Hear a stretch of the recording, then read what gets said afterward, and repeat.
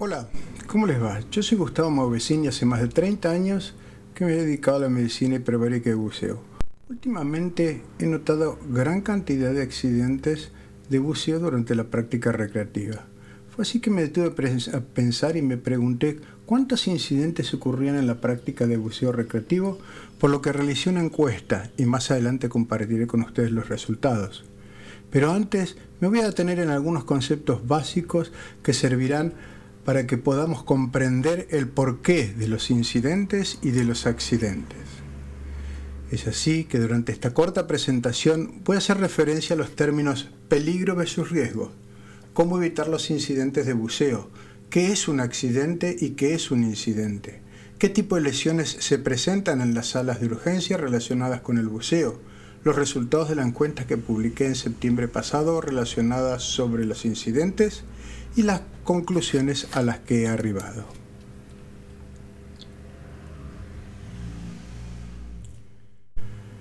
Evidentemente, lo primero que debemos diferenciar es el concepto de peligro y el concepto de riesgo.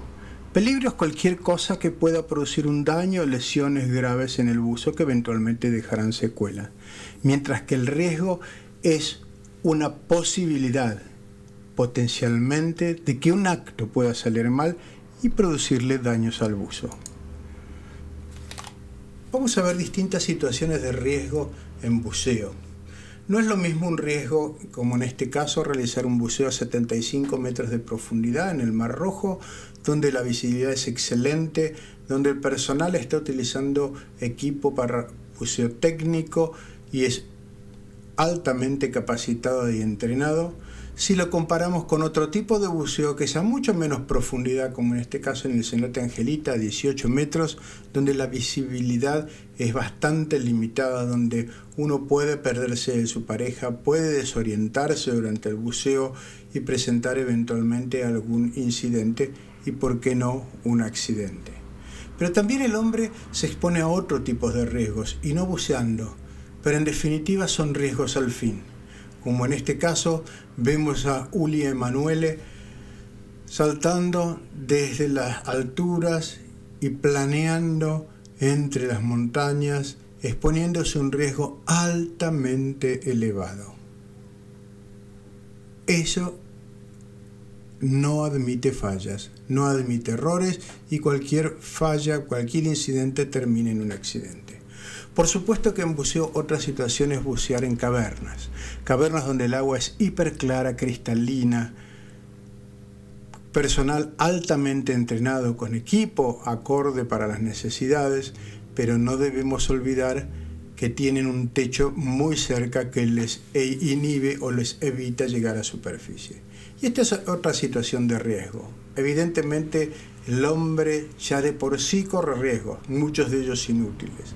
Fíjense hacer un salto en paracaídas desde unos 120 metros de altura con plataforma fija, y a veces ocurren incidentes y a veces ocurren accidentes, pero quédese tranquilos, este individuo sobrevivió al accidente.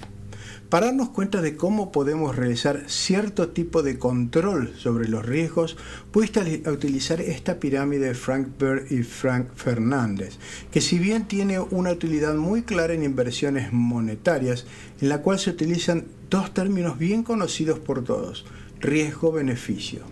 Acá lo voy a utilizar para comprender los riesgos en buceo y vamos a ver distintas posibilidades, unas más eficientes, aunque menos dificultosas, y en el control del buceo. Por ejemplo, vamos a ver qué es eliminar el riesgo, cómo podemos sustituir el riesgo, cómo puedes aislarlo al riesgo de una situación de buceo, realizar algunas modificaciones mecánicas que van a permitir que el buzo no esté expuesto a tanto riesgo, o cómo podemos realizar cambios en el procedimiento de buceo y, por supuesto, la protección que le damos al buzo. Hay soluciones que son más efectivas y otras que son más dificultosas. El mar es un medio hostil para el buzo. Siempre se van a producir incidentes, a no ser que le podamos colocar algunas barreras de protección y que las eviten. Lo primero que vamos a encontrar es el equipo de buceo. Esa es nuestra primera barrera. Esto incluye los manómetros, reductores de presión, computadora, etc. Algunos de los componentes de esta barrera puede fallar e inevitablemente van a producir incidentes. Entonces podemos colocar una segunda barrera de protección, que son los procedimientos de buceo. Esto fundamentalmente se basa en el aprendizaje, en la práctica, en la experiencia. Pero esta barrera también puede fallar. Y si coincide con fallas del equipo de buceo, culminará con un nuevo incidente. Y también le podemos agregar otra barrera más.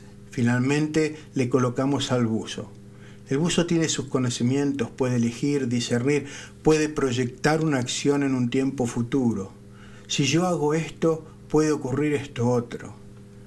Pero a veces también el buzo falla y cuando todo coincide termina en un incidente.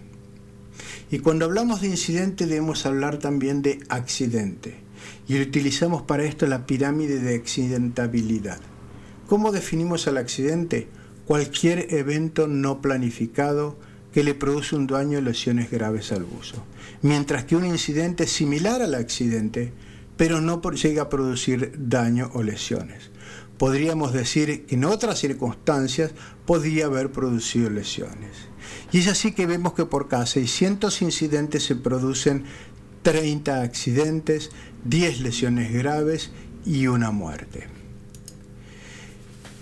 Si realizamos la evaluación del informe del National Safety Council sobre el tipo de lesiones que fueron atendidas en las salas de emergencia en Estados Unidos y Canadá entre los años 2010 y 2013, podemos destacar que en ese periodo las lesiones relacionadas con el buceo que requirieron de asistencia en las salas de emergencia correspondió al 0,08% del total. Esto significa que por cada 100.000 consultas solamente 8 correspondieron a lesiones relacionadas con el buceo. Y finalmente, con todos estos antecedentes, fue que en septiembre pasado publiqué en las redes sociales una encuesta relacionada con los incidentes en buceo recreativo. Y es por eso que hoy quiero compartir con ustedes los resultados obtenidos de esta encuesta, que fue absolutamente anónima y confidencial. Es decir, que no tuve ni tengo la posibilidad de saber quiénes fueron los que respondieron a la misma. Solamente sé los resultados. A lo largo de los 3 meses recibí 396 respuestas. Cuando evalué la edad de los que respondieron, el resultado fue el esperado. Casi el 80% de los que respondieron estaban comprendidos entre los 30 y 60 años. Es decir, que la mitad estaban comprendidos en un grupo etario con mayor prevalencia de enfermedades crónicas. Esto significa que no es lo mismo estar involucrado en un incidente de buceo a los 30 años que a los 55. Los resultados pueden ser totalmente diferentes, solamente considerando las enfermedades preexistentes. ¿Y cuáles fueron esas enfermedades preexistentes? Si nos fijamos en los resultados de estas enfermedades, no ha habido sorpresa alguna. Casi el 50% era portador de hipertensión arterial y el 35% eran fumadores, lo que interpreté como que el sistema cardiovascular estaba y seriamente comprometido. Lógicamente, al tener enfermedades preexistentes, muchos de ellos estaban medicados. El 30% así lo respondieron. ¿Y cuántos de estos tuvieron incidentes? Miren, casi el 65% tuvieron incidentes de buceo. ¿Y qué tipo de incidentes? Bueno, acá es lo que me llamó mucho la atención. Estos son los tiempos que reportaron. Casi el 50% refirió haber llegado a superficie con menos de 50 kilos por centímetro cuadrado de presión en el aire del botellón. Casi el 30% refirió problemas de flotabilidad. Acá nos damos cuenta que lo más importante no es saber qué es lo que pasó, sino por qué ocurrió. Solamente en estos dos tipos de incidentes la instrucción tiene un peso específico importante. Podríamos decir llamada para los instructores. Las fallas del equipo las podemos interpretar como falta de mantenimiento.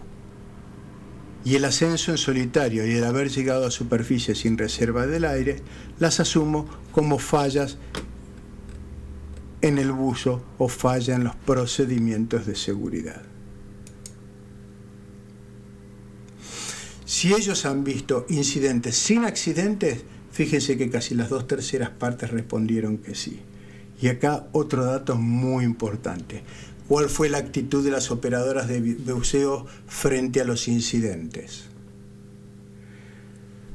La actitud del personal de las operadoras de buceo en la salida frente a los incidentes podríamos decir que fue casi el 35% respondieron poco interés o responsabilidad. No olvidemos de la pirámide de accidentabilidad.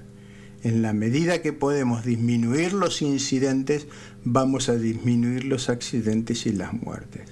Y esto lo logramos con responsabilidad y dedicación. Y finalmente, para ir terminando, un resultado no del todo inesperado, pero que claramente nos da una idea de la forma de pensar de los buzos. De total de los que abrieron las encuestas, solamente el 8% la respondió. Casi 4.000 aperturas de la encuesta y apenas 400 respuestas. Esto me hace acordar a cuál es el primer síntoma del accidente descompresivo que tienen los buzos. No, lamentablemente ese no. El primer síntoma es la negación. El buzo difícilmente acepte que tiene un accidente de buceo. Esto me lleva a mi siguiente desafío, que fue promover y estimular lo que yo llamo cultura de compartir. Compartir los incidentes que sufrimos y los que presenciamos. De esta manera, todos vamos a poder aprender de todos. Si compartimos en una base de datos abierta para que se pueda consultar por cualquiera, podemos aprender de los errores de los demás y de los nuestros propios. Ese es mi próximo desafío. Generar una base de datos donde se puedan cargar los diferentes incidentes sin mencionar al incidentado. Les agradezco su atención y nos veremos en el próximo video.